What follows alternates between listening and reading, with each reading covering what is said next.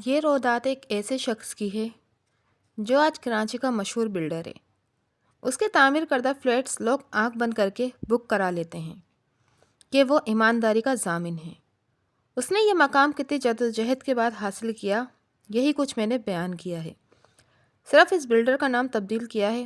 امید ہے یہ سچ بیانی آپ کو پسند آئے گی۔ السلام علیکم، آپ لوگ دیکھ رہے ہیں ڈی ایچ اردو اسٹوریز۔ آپ سب سے گزارش ہے، اگر آپ لوگ میرے چینل پہ نئے ہیں تو پلیز میرے چینل کو لائک، شیئر اینڈ سبسکرائب کریں اور ساتھ ہی دیے گئے بیل آئیکن کے بٹن کو پریس کر دیں تاکہ میری ہر نئی آنے والی ویڈیو آپ تک پہنچ سکے۔ امید کرتی ہوں کہ آج کی یہ کہانی آپ کو پسند آئے گی۔ سوٹ کیس سے ایک انتہائی بوسیدہ شلوار قمیض نکالا اور اسے پہن لیا، پھر کھڑکی سے باہر کا جائزہ لیا۔ بنگلے کا عقبی حصہ سنسان پڑا تھا۔ کھڑکی سے نیچے کودا اور عقبی دروازہ جو گندی گلی میں کھلتا تھا، اس کو پار کر کے سڑک پر آ گیا۔ آگے کے واقعات بتانے سے پہلے بتا دوں کہ نہ میرا تعلق سراغ رسانی کے ادارے سے ہے اور نہ ہی کوئی غریب آدمی ہوں۔ میرا شمار شہر کے بڑے بلڈرز میں ہوتا ہے۔ میرے نام سے جس پلازے کی تعمیر کا اعلان ہوتا ہے، صرف 1 ماہ کے اندر تمام فلیٹ کی بکنگ ہو جاتی ہے۔ میں سرکاری عمارتوں کے بنانے کا ٹھیکہ بھی لیتا ہوں۔ ابتدا میں سستی زمینیں لے کر پلازا تیار کرنے کا کام شروع کیا تھا۔ آج میں مہنگے علاقوں میں پلازے کی تعمیر کا کام کرتا ہوں۔ میرے پاس پیسے کی کوئی کمی نہیں ہے، ملازمین کی فوج موجود ہے۔ یہ بھی بتاتا چلوں کہ میرا کبھی یہ خواب نہیں تھا کہ میں بلڈرز بنوں گا۔ میں تو پڑھ لکھ کر سرکاری افسر بننے کے خواب دیکھا کرتا تھا۔ اس شعبے میں حادثاتی طور پر آیا اور پھر ترقی کرتا چلا گیا۔ عقبی دروازے سے سڑک پر آتے ہی ایک بس پر نظر پڑی۔ میں نے بس کو ہاتھ دیا اور اس کے رکنے پر سوار ہو گیا۔ بس مسافروں سے کھچا کھچ بھری ہوئی تھی۔ میں بھی ان مسافروں میں اپنی جگہ بنا کر کھڑے ہونے میں کامیاب ہو گیا۔ اب میں 1 ہفتے کے لیے بیوی بچوں اور دیگر لوگوں سے چھپ کر وقت گزاروں گا۔ میرے پاس موبائل بھی نہیں ہوگا کہ جس کے ذریعے گھر یا باہر کے لوگ مجھ سے رابطہ کر سکیں۔ ایسا پہلی بار نہیں کر رہا تھا۔ ہر سال جنوری کے پہلے ہفتے میں اس طرح لوگوں سے کٹ کر وقت گزارتا ہوں کہ کوئی مجھ سے رابطہ نہ کر سکے۔ پورا ہفتہ میں پرانی یادوں اور پرانے احباب میں گزارنا پسند کرتا ہوں۔ جن کے ساتھ میں 1 ہفتہ گزارتا ہوں، ان کو بھی اس بات کا پتہ نہیں ہے کہ میں ایک کامیاب بلڈر ہوں۔ وہ یہی سمجھتے ہیں کہ میں کسی بڑے آدمی کے پاس ملازم ہوں اور وہ بڑا آدمی مجھ پر بھروسہ کرتا ہے، اس لیے اپنے ساتھ ساتھ رکھتا ہے اور سال میں صرف 1 ہفتے کی چھٹی دیتا ہے۔ میں نے اپنے دوستوں کو یہ کہا ہوا ہے کہ اگر مجھے کچھ ہو جائے تو میری ڈائری میں درج موبائل نمبر کال کر کے بتا دینا۔ ان کو یہ بات معلوم نہیں ہے کہ ڈائری میں جو موبائل نمبرز ہیں وہ میری بیوی اور بچوں کے ہیں۔ یہ ڈائری میرے نزدیک بہت اہمیت کی حامل ہے۔ اس میں نے خود پر گزارنے والے واقعات لکھ رکھے ہیں۔ ان واقعات کو پڑھ کر ہر سال پرانی یاد تازہ کرتا ہوں۔ پورا ہفتہ گزارنے کی رویداد کا اس میں اضافہ بھی کرتا رہتا ہوں۔ میرا جو کچھ بھی ہے وہ میرے بیوی بچوں کا ہے، لیکن یہ خستہ حال گھر، اس سے جڑی یادیں، اس میں کسی کو میں نے شریک کرنا بھی نہیں چاہتا۔ میری بیوی بچے جب مجھ سے یہ پوچھتے ہیں کہ 1 ہفتہ کہاں گزارتے ہو، اس کا میرے پاس ایک ہی جواب ہوتا ہے کہ میں پورا سال تمہارے ساتھ رہتا ہوں، اپنا سب کچھ تمہارے نام کر چکا ہوں۔ اب میری زندگی میں یہ 1 ہفتہ سال میں 1 بار ہی آتا ہے اور اس ہفتے میں کسی کو شریک نہیں کرنا چاہتا۔ بنگلوں میں پلنے والے میرے بچے اس بوسیدہ خستہ حال اور پرانے گھر میں ایک لمحہ بھی رہنا پسند نہیں کریں گے۔ میں بھی شاید اس میں رہنا پسند نہیں کرتا، مگر کیا کروں کہ یہ گھر میری کمزوری ہے جو مجھے اس گھر کی جانب کھینچتی ہے اور میں کھنچا چلا آتا ہوں۔ یہ گھر مجھے اتفاقاً نظر آ گیا تھا۔ میں کسی کام سے اس علاقے میں آیا تھا۔ یہ علاقہ ابھی تک کچی آبادی میں ہی شمار ہوتا ہے۔ یہاں زیادہ تر غریب غربا رہتے ہیں جو دن بھر محنت مزدوری کر کے گزارا کرتے ہیں۔ میں اپنے مینیجر کے ساتھ اس گلی سے گزر رہا تھا کہ میری نظر اس مکان پر پڑ گئی جس پر لکھا تھا برائے فروخت۔ میں نے اس مکان کی طرف اشارہ کرتے ہوئے مینیجر سے کہا، یہ مکان خرید لو۔ مالک مکان جتنی بھی قیمت مانگے اسے دے دینا۔ مینیجر جمال نے میری طرف حیرت سے دیکھا اور بولا، سر یہ مکان؟ میں اس کی بات سمجھ گیا تھا کہ وہ یہ کیا کہنا چاہتا ہے۔ میں ایک کاروباری شخص ہوں، بغیر منافع کے کوئی کام نہیں کرتا۔ یہ علاقہ ایسا نہیں تھا کہ یہاں پلازا بنایا جائے۔ اگر بنا بھی لیا جائے تو اسے کوئی خریدے گا نہیں۔ اس لیے مینیجر کو حیرت ہوتی تھی کہ یہاں مکان خرید لینے سے کیا فائدہ حاصل ہوگا، لیکن میں یہی سمجھ سکتا تھا کہ اس مکان کی میرے لیے کیا اہمیت ہے۔ مکان مجھے بہت سستے داموں میں مل گیا۔ یہ وہی مکان تھا جس کے مالک نے مجھے کرایہ نہ دینے پر اس گھر سے بے گھر کر دیا تھا۔ میرا تھوڑا بہت سامان تھا وہ بھی ضبط کر لیا تھا کہ کرایہ ادا کرو اور سامان لے جاؤ۔ میں اس دن اپنی بے بسی پر بہت رویا تھا۔ میرے پاس اتنے پیسے بھی نہیں تھے کہ 2 ماہ کا کرایہ ادا کر سکوں۔ میں نے اس دن یہ تہیہ کر لیا تھا کہ چاہے کچھ بھی ہو میں اس مکان کو خریدوں گا، جبکہ اس وقت میری جیب میں پھوٹی کوڑی نہیں تھی۔ پھر میں مسائل زندگی میں اتنا الجھا کہ اس مکان کو یکسر بھول گیا۔ ڈیفینس میں واقع بنگلے میں زندگی کے ایام گزار رہا تھا کہ اتفاق سے اس کچی آبادی میں آ گیا۔ دراصل اس بستی سے گزر کر مجھے اس لوکیشن پر جانا تھا جہاں نیا پروجیکٹ شروع ہونا تھا۔ یہاں آتی پرانی یادیں تازہ ہو گئیں۔ مجھے یہ بھی یاد آ گیا تھا کہ کبھی روتے ہوئے میں نے عہد کیا تھا کہ اس مکان کو خریدوں گا۔ جب وہ مکان میرے نام ہوا مجھے ایسا محسوس ہوا کہ جیسے میرے ہاتھ قارون کا خزانہ آ گیا ہے۔ اس سے پہلے کروڑوں کی پراپرٹی خریدتا رہا تھا، مگر اس بوسیدہ مکان کو خریدنے پر جتنی خوشی ہوئی تھی اتنی کبھی نہیں ہوئی تھی۔ میرے والد ضمیر حسن ٹی بی کے مریض تھے۔ اس دور میں ٹی بی کا مرض بہت بڑا مرض سمجھا جاتا تھا۔ اس مرض کو راج روگ یعنی مرض کا بادشاہ کہا جاتا تھا۔ اسے لا علاج سمجھا جاتا تھا۔ میرے والد اسی بیماری کے سبب جوانی میں انتقال کر گئے تھے۔ اماں کے بیوہ ہو جانے پر رشتہ داروں نے بھی آنکھیں پھیر لی تھیں کہ کہیں مدد نہ کرنی پڑ جائے۔ گھر کی ساری ذمہ داری میری ماں فرزانہ پر آ گئی تھی۔ وہ بہت محنت مزدوری کر کے گھر کا خرچہ چلا رہی تھی۔ میرے بہتر مستقبل کی خاطر انہوں نے دوسری شادی بھی نہیں کی تھی۔ ان کا خیال تھا کہ ان کی شادی کر لینے پر نیا شوہر میرا خیال نہیں رکھے گا۔ ممکن ہے کہ وہ ایسا رویہ رکھے کہ میں تنگ آ کر گھر چھوڑ کر کہیں نکل جاؤں اور معاشرے میں ایک اور آوارہ لڑکے کا اضافہ ہو جائے۔ میری ماں مختلف گھروں میں صفائی ستھرائی، برتن کپڑے دھونے جیسے کام کرتی تھی، جس سے 2 وقت کی روٹی مل جاتی تھی۔ کرائے کا مکان ہونے پر ان کو کرائے کی بڑی فکر رہتی تھی۔ وہ ایک ایک روپیہ سنبھال کر رکھتی تھی، جب کہیں جا کر بڑی مشکل سے کرائے کے پیسے جمع ہوتے تھے۔ مہینے کے آخری دنوں میں امی کی حالت دیکھنے جیسی ہوتی تھی۔ وہ انتہائی صابر قسم کی خاتون تھی۔ انہیں بڑا ارمان تھا کہ میں پڑھ لکھ کر بڑا آدمی بنوں، مگر میں بڑا آدمی کیسے بنتا؟ گھر میں مفلسی کے ڈیرے جو تھے۔ میں اپنی ماں کا سہارا بننا چاہتا تھا۔ بڑا آدمی بننے کے لیے تعلیم حاصل کرنا ضروری تھا۔ میں اسی غور و فکر میں رہتا تھا کہ کس طرح اپنی ماں کے خواب پورے کروں۔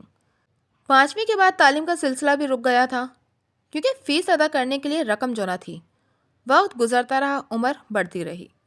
اب میری عمر اتنی ہو گئی تھی کہ میں کوئی کام کاج کر سکتا تھا، اپنے تعلیمی اخراجات اٹھا لیتا اور پرائیویٹ طور پر امتحان دے کر سرٹیفکیٹ حاصل کر لیتا۔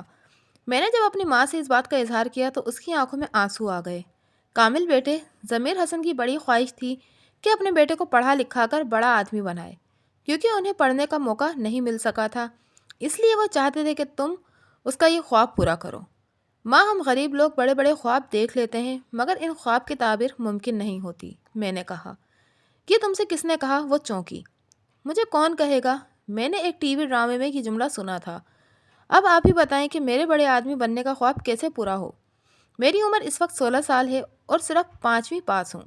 مزید تعلیم کے لیے بڑی رقم کی ضرورت ہے، وہ ہمارے پاس نہیں ہے۔ میرے کام کرنے سے ایسا ممکن ہے کہ پرائیویٹ طور پر تعلیم سے ناطہ جوڑ لوں، میں نے کہا۔ میری اس بات پر ماں چونکی۔ ایسا ہو سکتا ہے کیا کہ تم پرائیویٹ طور پر تعلیم مکمل کر لو؟ ہاں امی، جس پارک میں شام کو جا کر کھیلتا ہوں وہاں ایک ماسٹر صاحب آتے ہیں۔ وہ ایک دن کسی بچے کو سمجھا رہے تھے کہ بڑے بڑے لوگ غربت کے ہاتھوں اپنی تعلیم حاصل نہیں کر سکے، مگر انہوں نے اپنی غریبی کو مجبوری نہیں بنایا۔ وہ بچپن ہی سے محنت مزدوری کرتے رہے اور پرائیویٹ طور پر تعلیم حاصل کرتے رہے، جس کا نتیجہ یہ نکلا کہ وہ آج افسر بنے ہوئے ہیں، میں نے بتایا۔ میری اس بات پر ماں کی آنکھوں میں ایک خاص چمک آ گئی اور وہ بولی، اگر ایسی بات ہے تو میں تمہیں کام کرنے سے نہیں روکوں گی، مگر بیٹے مجھ سے یہ وعدہ کرو تم کام کے ساتھ ساتھ پرائیویٹ طور پر اپنی تعلیم کو جاری رکھو گے۔ ہاں امی، میں وعدہ کرتا ہوں، میں نے کہا۔ میری اس بات پر ماں نے مجھے اپنی باہوں میں لے لیا اور شفقت سے میری پیشانی پر ہونٹوں کی مہر لگا دی۔ میں نے ایک پریس میں ہیلپر کی حیثیت سے کام کرنا شروع کر دیا۔ یہ کام ہمارے علاقے میں رہنے والے رمضان بھائی نے دلوایا تھا۔ میں محنتی تھا، اس لیے پریس مالک کی نظر میں آ گیا۔ اس نے میری حالت پر ترس کھا کر میری تنخواہ میں اضافہ بھی کر دیا۔ پریس مالک علی حسن میرے کام سے بہت مطمئن تھا۔ میں بھی کام کے معاملے میں جی نہیں چراتا تھا۔ پریس پر کام کرتے ہوئے تیاری کرتا رہا اور پرائیویٹ طور پر میٹرک پاس کر لیا۔ میری ماں بھی خوش تھی کہ میں نے اس سے جو تعلیم حاصل کرنے کا وعدہ کیا تھا وہ پورا کرنے کی کوشش کر رہا ہوں۔ پریس مالک علی حسن نے میٹرک پاس کر لینے پر میری ترقی کر دی۔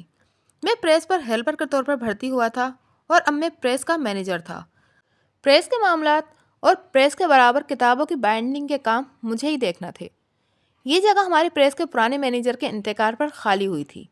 میں چونکہ کام سیکھنے کی غرض سے لکھنے پڑھنے میں معاونت کیا کرتا تھا، اس لیے پریس مالک علی حسن نے کسی اور کو یہ نوکری دینے کے بجائے مجھے دے دی۔ چند ماہ گزرنے پر میں نے پریس اور بائنڈنگ کے معاملات کو سنبھال لیا تھا۔ مجھے کسی بھی قسم کی کوئی پریشانی نہیں تھی۔ اس دوران میں نے ایک بات نوٹ کی کہ بائنڈنگ کے شعبے میں 4 نوجوان ایسے تھے جو بائنڈنگ کے لیے آنے والی ہر کتاب کی بائنڈنگ ہو جانے پر کچھ کتابیں چھپا دیتے تھے اور کھانے کے وقفے کے دوران آنے والے ایک کباڑی کو بیچ دیتے تھے۔ کتابیں کم تعداد میں ہونے اور کتابوں کی تیاری کے بعد کٹنگ سے جمع ہونے والی ردی میں چھپا کر دیتے تھے۔ یہ بدنیتی تھی، ایسا عمل تھا جو سراہے جانے کے قابل نہ تھا، بلکہ افسوس کا مقام تھا۔ جو میں کتاب بازار جا کر 400-500 کی فروخت ہوتی تھی، وہ ردی کے بھاؤ جا رہی ہے۔ ان کتابوں کا جو وزن بنتا تھا وہ ان کی جیبوں میں آ جاتا تھا۔ میں نے ان چاروں کو یہ سمجھانے کا فیصلہ کر لیا اور مجھے ایک دن اس کا موقع مل گیا۔ کھانے کے وقفے کے دوران وہ چاروں ہی بائنڈنگ کے شعبے میں موجود تھے۔ میں نے ان کو مخاطب کرتے ہوئے کہا، میں نے ایک بات نوٹ کی ہے کہ یہاں بائنڈنگ کے لیے آنے والی کتابوں میں سے کچھ کتابیں غائب کر کے ردی کے بھاؤ بیچ دی جاتی ہیں۔ میری اس بات پر ان چاروں کا چہرہ فک ہو گیا، مگر وہ پھر سنبھلتے ہوئے بولے، کیا یہاں سے کتابیں کم جاتی ہیں؟ سب نہیں، کچھ کتابوں میں ایسا معاملہ ہو جاتا ہے۔ جو کتابیں پوری ہوتی ہیں، ان کتابوں کے فارم میں صفحات زیادہ ہونے کے سبب کوئی کتاب 1010 کوئی 1015 تیار ہو جاتی، مگر جو اضافی کتاب تیار ہوتی ہے وہ غائب کر کے صرف 1000 کی دی جاتی ہے۔ جس کی کتاب 1000 سے زیادہ تیار ہو جائیں اسے واپس کرنا چاہیے۔ وہ ہمیں بائنڈنگ کرنے کے پورے پیسے دیتے ہیں۔ اب یہ ہمارا اخلاقی فرض ہے کہ ان اضافی کتابوں کو واپس کر دیں۔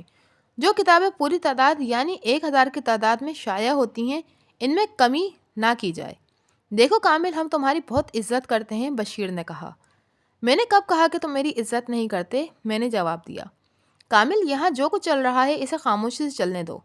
ہم سے پہلے بھی یہاں ایسا ہوتا رہا ہے، اس لیے ہم بھی ایسا کر کے کوئی غلط نہیں کر رہے ہیں۔ اگر تم نے زیادہ ہوشیاری دکھانے کی کوشش کی، کیا ہمارے خلاف مالک کو بتانے کی کوشش کی، پھر اس کا انجام اچھا نہ ہوگا۔ امین نے کہا، کیا کر لو گے تم؟ مجھے ان کی بات سن کر غصہ آ گیا۔ ابھی ہم تمہیں سمجھا رہے ہیں، زیادہ ایماندار نہ بنو۔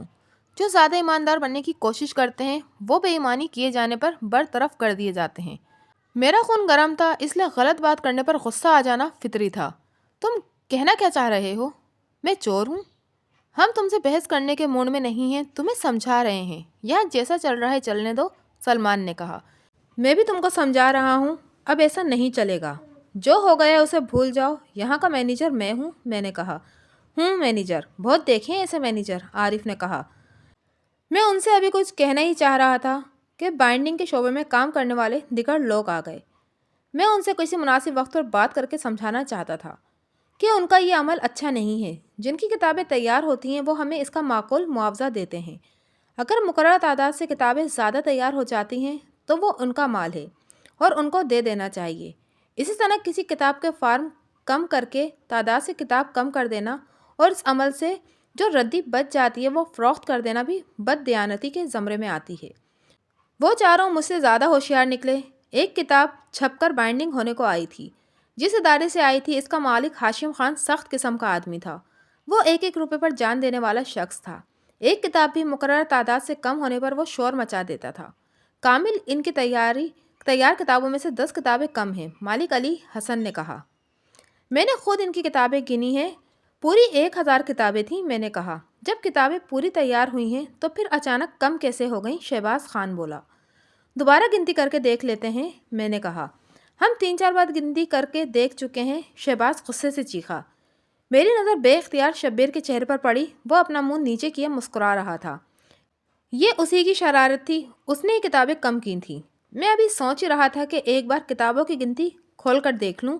پریس مالک علی حسن نے میری ٹیبل کی سائڈ کے نیچے بنے خانے کے پٹ کو ایک جھٹکے سے کھول دیا۔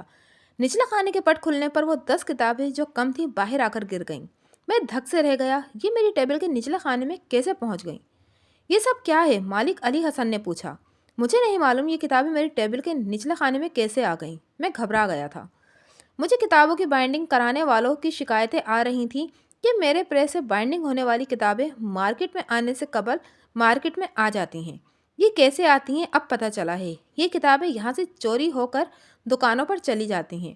یہ سیدھا سیدھا پولیس کیس ہے، اس کی FIR کٹوا دیں تاکہ آئندہ کسی کو ایسا کرنے کی جرات نہ ہو، شہباز خان نے کہا۔ اس طرح میرا ہی نقصان ہوگا، مالک علی حسن نے کہا۔ تمہارا نقصان کیوں ہوگا؟ وہ شخص چونکا۔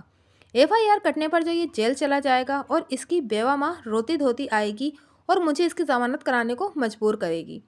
تمہیں کچھ نہ کچھ ایکشن لینا پڑے گا، ورنہ یہ اور دوسرے مزدور بھی ایسا کریں گے۔ ان کا حوصلہ بڑھ جائے گا کہ جب اس کا کچھ نہیں بگڑا پھر ہمارا بھی کچھ نہیں بگڑے گا۔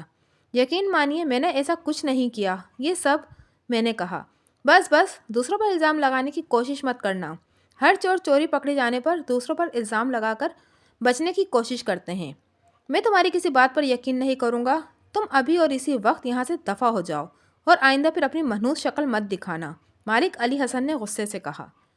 میں نے بہت کوشش کی مالک علی حسن کو میری بات صبر و تحمل سے سن لیں، ان میں ان کا ہی فائدہ تھا۔ وہ کسی صورت میں میری بات سننا نہیں چاہ رہے تھے، اس لیے بات زیادہ بڑھ دے اور آس پاس کے دکانوں کے لوگوں میں میری بے عزتی ہو۔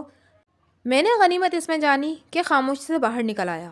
گھر جاتے ہوئے میں سوچ رہا تھا کہ ماں کو کیا بتاؤں کہ اس نے مجھے جو ایمانداری کا سبق سکھایا تھا، اس بنا پر مجھ پر چوری کا الزام لگا اور نوکری سے برخاست کر دیا گیا۔ میں کیسے اس کا سامنا کروں گا؟ یہ خبر سن کر وہ کیا سوچے گی؟ انہیں کتنا صدمہ ہوگا؟ لیکن اس کی نوبت ہی نہ آ سکی۔ گھر پہنچنے سے قبل ہی مجھے اپنے گھر کے باہر خواتین کا ہجوم نظر آیا۔ میرا دل زور سے دھڑکا اور میری زبان سے نکلا، خدا خیر کرے۔ ان دنوں میری ماں کی طبیعت بہت خراب تھی اور ڈاکٹر سے باقاعدگی سے دوائی لا رہی تھی۔ ڈاکٹر انہیں دوائی تو دے رہا تھا مگر ساتھ ہی یہ مشورہ بھی دے رہا تھا کہ کسی اچھے ڈاکٹر سے اپنا چیک اپ کروائے۔ وہ کس طرح اچھے ڈاکٹر سے کیسے علاج کراتی؟ گھر چلانا مشکل ہو رہا تھا۔ پہلی تاریخ ایسے آ جاتی تھی کہ ایسا لگتا جیسے ابھی ایک ہفتہ پہلے ہی کرایہ دیا ہے، اب پھر کرایہ دو۔ میں دھڑکتے دل کے ساتھ گھر میں داخل ہوا اور یہ خبر بجلی بن کر گری کہ میری ماں کو ہارٹ اٹیک ہوا تھا۔ پڑوسی اسپتال لے کر گئے تھے مگر انہوں نے راستے میں ہی دم دے دیا تھا۔ ماں کے انتقال پر میں خوب رویا کہ وہ باپ کی طرح مجھے اس بھری دنیا میں اکیلا چھوڑ گئی ہے۔ میری ماں جو کچھ چھوڑ کر گئی تھی وہ سب تدفین اور کھانے پینے میں خرچ ہو گیا تھا۔ میں نوکری کی تلاش میں صبح نکلتا اور شام گئے لوٹتا تھا مگر نوکری حاصل کرنے میں ناکام تھا۔ اس دوران مجھ پر 2 ماہ کا کرایہ بھی چڑھ گیا تھا۔ میں نے مالک مکان سراج کو یقین دلایا کہ میری نوکری لگ جائے تو میں اس کا کرایہ ادا کر دوں گا، مگر اس نے میری ایک نہ سنی اور مکان سے نکال باہر کیا۔ اس کڑے وقت میں ماسی بطول نے دل بڑا کر کے کہہ دیا تھا کہ میں اسے اپنی ماں سمجھوں اور اس کے پاس رہ لوں، مگر میں کسی پر بوجھ نہیں بننا چاہتا تھا۔ میں اس کے گھر کے حالات سے خوب آگاہ تھا، وہ جانے کیسے گزارا کر رہی تھی، ایسے میں ان پر بوجھ بن جانا مناسب نہ تھا۔ ہماری آبادی سے دور ایک جگہ پلازا تعمیر ہو رہا تھا، اس کے چوکیدار سے میری دعا سلام تھی۔ میں نے اس پر زیر تعمیر پلازا میں رہنا شروع کر دیا۔ میں صبح ہونے پر نوکری کی تلاش میں نکل جاتا اور شام گئے لوٹ آتا۔ کراچی میں ایسے بہت سے ہوٹل ہیں جن کے باہر لوگ بیٹھ جاتے ہیں اور ہوٹل والا صبح میں ایک پراٹھا اور ایک چائے، دوپہر اور رات میں تھوڑا سا سالن اور ایک روٹی دے دیتے ہیں، جس سے غریبوں کا گزارا ہو جاتا ہے۔ میرا ضمیر نہیں مانتا تھا کہ میں ان غریبوں کی طرح پیٹ کی آنکھ بجھا سکوں، مگر بھوک انسان کو سب کچھ کرنے پر مجبور کر دیتی ہے۔ میں بھی ایسے ہوٹل سے استفادہ حاصل کرنے لگا تھا۔ میں اپنے دل کو سمجھا لیتا تھا کہ ہوٹل والے کون سا اپنی جیب سے کھلاتے ہیں، یہ بھی صاحب حیثیت لوگوں کے پیسے دیے جانے پر ہم غریبوں کو کھلاتے ہیں۔ چوکیدار کی بھی مہربانی تھی کہ اس نے مجھے رہنے کو جگہ دے دی تھی۔ میں سوچ رہا تھا کہ جب یہ پلازا تعمیر ہو جائے گا پھر کہاں جاؤں گا۔ مجھے جلد سے جلد کوئی نوکری ڈھونڈ لینی چاہیے۔ ایک دفعہ نوکری چھٹ جانے پر اتنی آسانی سے نوکری کہاں لگتی ہے۔ ایک دن میری طبیعت ٹھیک نہیں تھی، پورا بدن بوجھل بوجھل سا تھا، اس لیے میں نوکری کی تلاش میں نہیں گیا تھا۔ میں اپنے جسم کو دھوپ لگانے کے لیے تختوں پر بیٹھ گیا تھا۔ میں سوچ رہا تھا کہ میرے مقدر کہاں سو گئے ہیں۔ جب میری ترقی کا سفر شروع ہونے والا تھا کہ اچانک سے وہ سفر رک گیا ہے۔ یہ مقدر کب جاگے گا؟ بھائی صاحب، یہاں فلیٹ کی بکنگ پوری ہو گئی ہے یا کچھ گنجائش ہے؟ ایک ادھیڑ عمر شخص نے مجھ سے پوچھا۔ فلیٹ بک کرانا ہے؟ میں نے پوچھا۔ ہاں بھائی، اس مہنگائی کے دور میں ہم غریب زمین کا مکان کہاں سے خرید سکتے ہیں؟ آسان قسطوں پر بچوں کا سر ڈھانپنے کو فلیٹ ہی بک کرا سکتے ہیں۔ روز یہاں سے گزرتا ہوں مگر میرے پاس پیسے جمع نہیں ہو رہے تھے۔ بکنگ کرانے کے لیے اب ہوئے ہیں، اس لیے آ گیا۔ وہ مجھے زیر تعمیر پلازا کی بکنگ آفس میں کام کرنے والا سمجھ رہا تھا۔ اچانک میرے ذہن میں اچھوتا خیال آیا۔ کیوں نہ میں فلیٹ کی بکنگ کرانے کا کام شروع کر دوں۔ اس طرح کمیشن کی مد میں اچھا خاصا کمیشن جمع ہو جائے گا۔ جب تک دوسری نوکری نہ مل جائے یہ کام کرتا ہوں۔ میں ذرا چیک کر کے بتاتا ہوں، آپ یہیں رکیے۔ یہ کہتے ہوئے میں بکنگ آفس کے اندر چلا گیا۔ اس آفس میں میرا ایک واقف کار عمران کام کرتا تھا۔ عمران سے میری دعا سلام اس طرح ہوئی کہ وہ ہمارے پریس سے اس پلازا کے پمفلٹ اور فائلیں چھپوانے آیا تھا۔ اس ادھیڑ عمر شخص سے فلیٹ بکنگ کرانے کی بات پر مجھے یاد آیا کہ عمران نے مجھے آفر کی تھی کہ میں کسی فلیٹ بک کرانے کو لاؤں گا تو اس کا مجھے معقول کمیشن ملے گا۔ یہ پیشکش اس نے مجھے اس لیے کی تھی کہ پریس اور اس بازار میں کام کرنے والے ملازموں کی تعداد بہت زیادہ تھی اور تقریباً سبھی کرائے کے مکان میں رہتے تھے۔ ملازم اور مزدور لوگوں کا ایک ہی خواب ہوتا ہے کہ کسی طرح ان کا ذاتی فلیٹ ہو جائے۔ ان کو فلیٹ خریدنے کا خیال اس لیے آتا ہے کہ مکان خریدنے کے لیے یکمشت رقم ان کے پاس نہیں ہوتی۔ ان کی زندگی ختم ہو جاتی ہے، وہ مکان نہیں خرید پاتے۔ جو لوگ کسی نہ کسی طرح فلیٹ بک کرا لیں وہ آہستہ آہستہ قسطیں ادا کر کے فلیٹ کے مالک بن جاتے ہیں۔ میں کافی دن سے یہاں رہ رہا تھا مگر اس طرح کا خیال ہی نہیں آیا، اور خیال آتا بھی کیسے۔ آفس کے لوگ 10 بجے کے بعد آتے تھے اور میں صبح 10 بجے سے پہلے یہاں سے نوکری کی تلاش میں نکل جاتا تھا۔ میں جب بکنگ آفس میں گیا اس وقت عمران موجود تھا۔ وہ مجھے دیکھ کر چونکا۔ ارے تم خیریت ہے نا؟ اس نے پوچھا، کیونکہ اسے خبر نہ تھی کہ آج کل میں یہاں مقیم ہوں۔ ہاں، میں یہ پوچھنے آیا تھا کہ فلیٹ کی بکنگ کے لیے کسی شخص کو لے کر آؤں تو کیا کمیشن ملنے والی آفر برقرار رہے گی؟ میں نے پوچھا۔ ہم سب کو کمیشن دیتے ہیں اور تمہیں میں نے خود آفر کی ہے۔ کیا آج یہ کام بات کنفرم کرنے آئے ہو یا کسی بندے کو لے کر بھی آئے ہو؟ عمران نے پوچھا۔ ہاں، ایک شخص کو لایا ہوں۔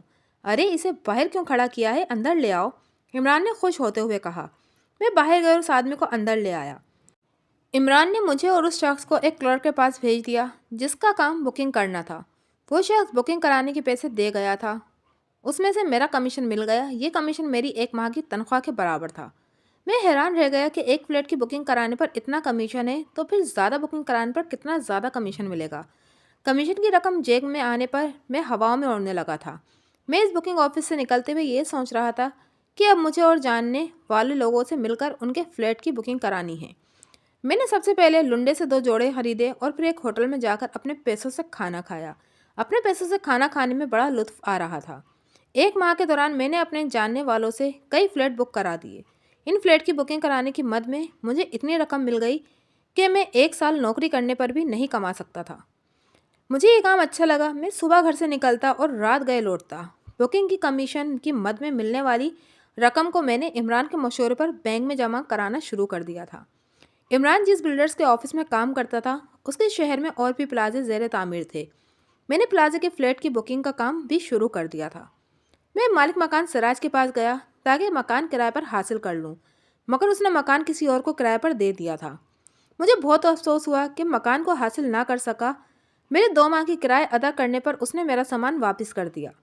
میں پلازے کے نزدیک ہی دوسری آبادی میں مکان کرائے پر حاصل کر کے اپنا سامان وہاں ڈال دیا۔ میں نے اس دوران ایک اچھا کام یہ کیا کہ اس بلڈر کے ایک زیر تعمیر پلازے میں فلیٹ بک کرا لیا۔ پلازا آہستہ آہستہ تیار ہوتا رہا اور اس کی قسطیں بھی اترتی رہیں۔ میں رات کو پرائیویٹ امتحان کی تیاری کرتا تاکہ اماں ابا کے خواب پورے کر لوں۔ مجھے اندازہ ہو گیا تھا کہ قسمت میرا ساتھ دے رہی ہے اور مجھے اس کام سے بھرپور فائدہ اٹھانا چاہیے۔ انسان کے پاس جب زیادہ پیسے آنے لگیں تو اس کا ذہن بھی وسیع ہوتا چلا جاتا ہے۔ میں نے سوچا جب مجھے اس کام میں رہنا ہے تو پھر مجھے اپنا کام بڑھانا چاہیے۔ بلڈر اس کام میں وہ لوگ آتے تھے جن کے والدین نے بھی کبھی یہ کام نہیں کیا تھا۔ یہ لوگ جب بھی پلازا کی تعمیر ہونے کا اعلان سنتے بلڈر کے پاس پہنچ جاتے تھے۔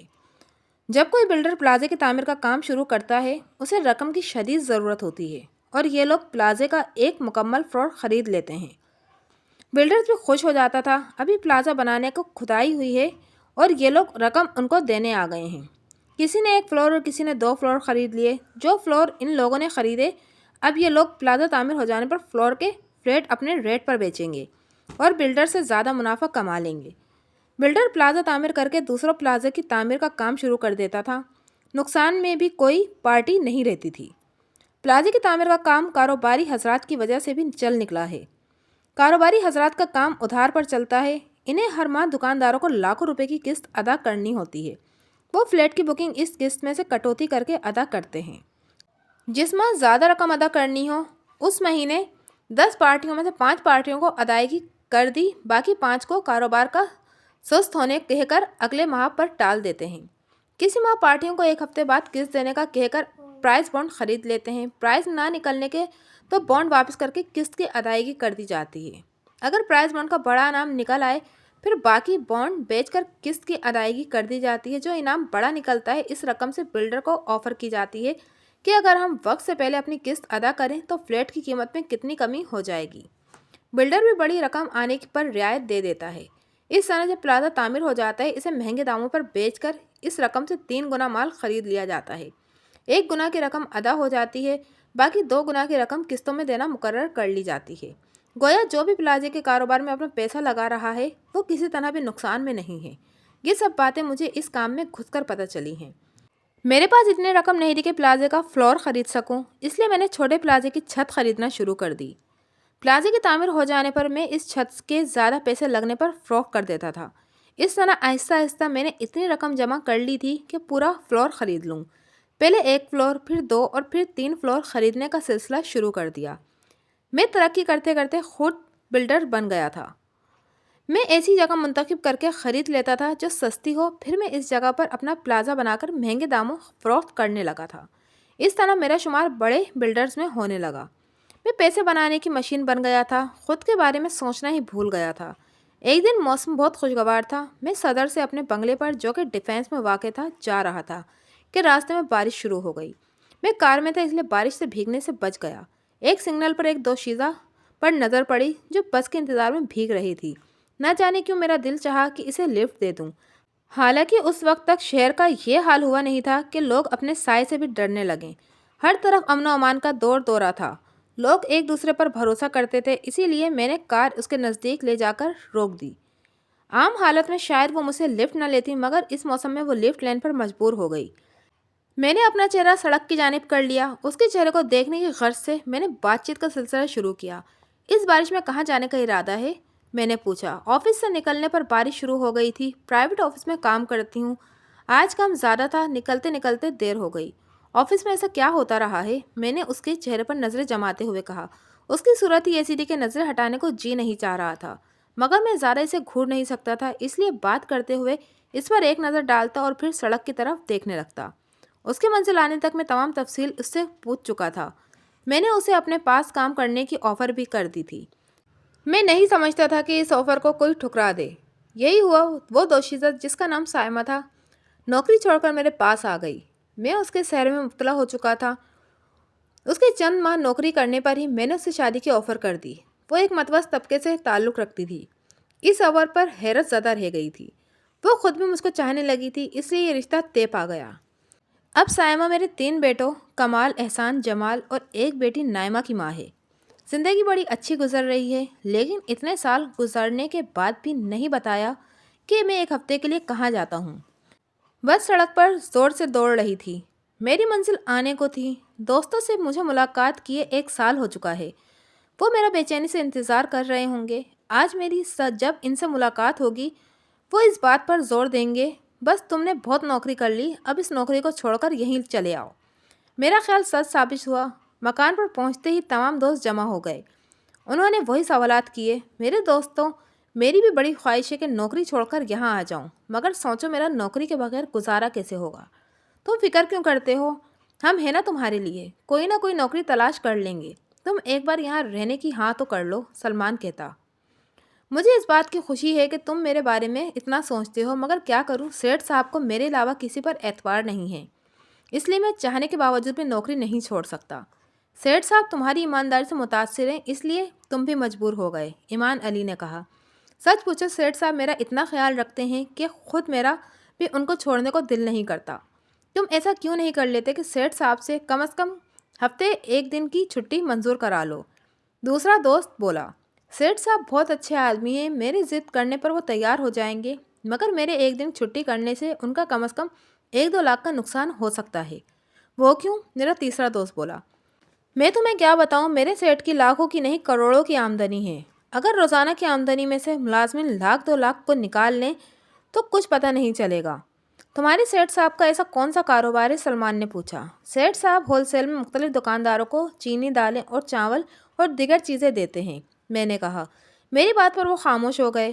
میرے اپنے دوستوں کے ساتھ مختلف جگہوں پر بسوں میں دھکے کھاتے ہوئے گھومنا چاہتا ہوں اور میں بسوں کے سفر کو خوب انجوائے کرتا ہوں۔ کبھی کبھی ہم کار میں بیٹھ کر مچھلی کا شکار کرنے بھی چلے جاتے ہیں۔ وہ کار میری اپنی نہیں بلکہ کرائے کی ہوتی ہے۔ میرے دوست کار میں جانے کی عیاشی پر مجھے رشک بھری نگاہ سے دیکھتے ہیں۔ میں مکان کے جس اوپر کے حصے میں رہتا ہوں اس کے نیچے والے حصے میں ماسی بطول رہتی ہیں۔ اس کا ایک لڑکا قاسم تھا جو ایک ایکسیڈنٹ میں ہلاک ہو گیا تھا۔ وہ اپنے بیٹے کی بیوہ سکینہ اور اس کی 2 بچیاں ناصرہ حمیدہ اور ایک لڑکا اسماعیل کے ساتھ رہتی ہے۔ جب تک اس کا بیٹا زندہ تھا وہ کرائے کے مکان میں رہتی تھی۔ بیٹے کے ہلاک ہو جانے پر ان کے پاس کوئی وسیلہ نہیں رہا تھا کہ مکان کا کرایہ ادا کر سکیں۔ مالک مکان نے بھی سنگ دلی کا مظاہرہ کیا اور ان کے کرایہ نہ دینے پر سامان سمیت باہر نکال کیا۔ بس یہی اتفاق تھا کہ میں ان دنوں اس پرانے مکان میں موجود تھا۔ میں نے ان کا سامان اٹھا کر انہیں یہاں لے آیا اور مکان کا نچلا حصہ تاحیات رہنے کو دے دیا۔ ماسی سے میرا خون کا رشتہ نہ تھا، انسانیت کے ناطے میں نے ان کو رہنے کو جگہ دی تھی، صرف اس لیے کہ ماں کے مرنے پر انہوں نے اپنے ہاں ٹھہرنے کو کہا تھا۔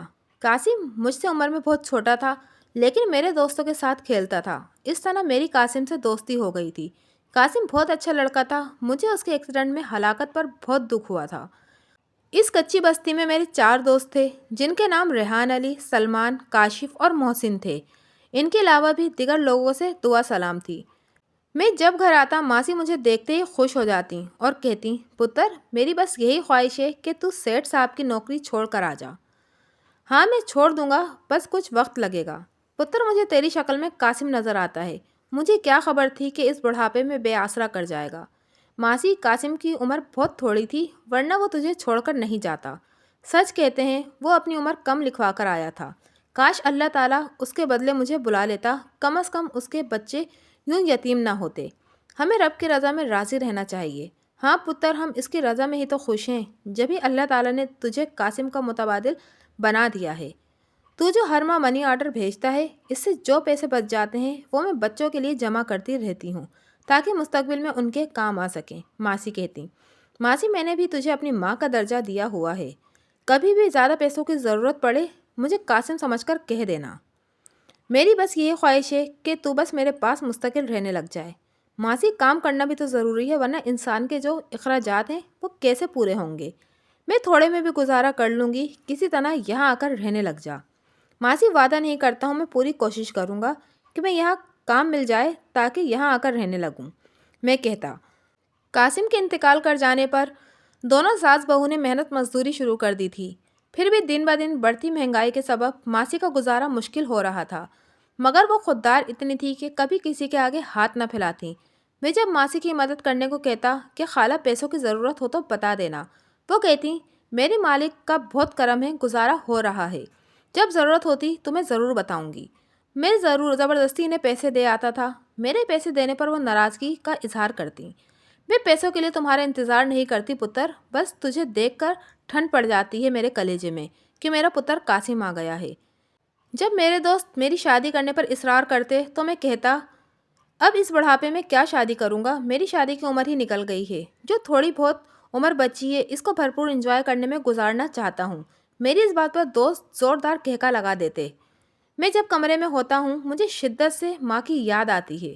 اس کی یادیں اس گھر سے جڑی ہوئی ہیں۔ جب بھوک لگتی ہے تو ایسا محسوس ہوتا ہے کہ ابھی ماں آئے گی اور اس کے ہاتھوں میں کھانا ہوگا اور وہ کہے گی تجھے کھانے پینے کی ذرا بھی فکر نہیں، دیکھ کتنا وقت ہو گیا ہے، چل کھانا کھا لے۔ جب صبح میں میری آنکھ دیر سے کھلتی ہے تو ایسا لگتا ہے کہ ابھی ماں آئے گی اور کہے گی دیکھ سورج سر پر آ گیا ہے اور تو ابھی تک پڑا سو رہا ہے، اپنی صحت کا خیال رکھ، اسے برباد مت کر۔ اس کی باتیں اور یادیں ہیں جو مجھے ڈیفنس جیسے علاقے سے سال میں 1 ہفتے کے لیے بلا لیتی ہیں۔ 1 ہفتے کے دوران بالکل بھول جاتا ہوں کہ میں ایک کامیاب بلڈر ہوں۔ میں نے اپنی ماں سے کیا ہوا عہد پورا کر دیا۔ میں نے تعلیم بھی حاصل کی اور بڑا آدمی بھی بن گیا ہوں۔ میرے آگے پیچھے کاریں ہیں، دولت کی ریل پیل ہے۔ اگر میرے پاس کچھ نہیں ہے تو میری ماں نہیں ہے۔ مجھے اس بات پر فخر ہے کہ میں غریب ماں اور غریب باپ کا بیٹا ہوں۔ میں نے غربت میں ضرور آنکھ کھولی لیکن اپنی صلاحیت و محنت سے خود کو ایک کامیاب بلڈر بنایا ہے۔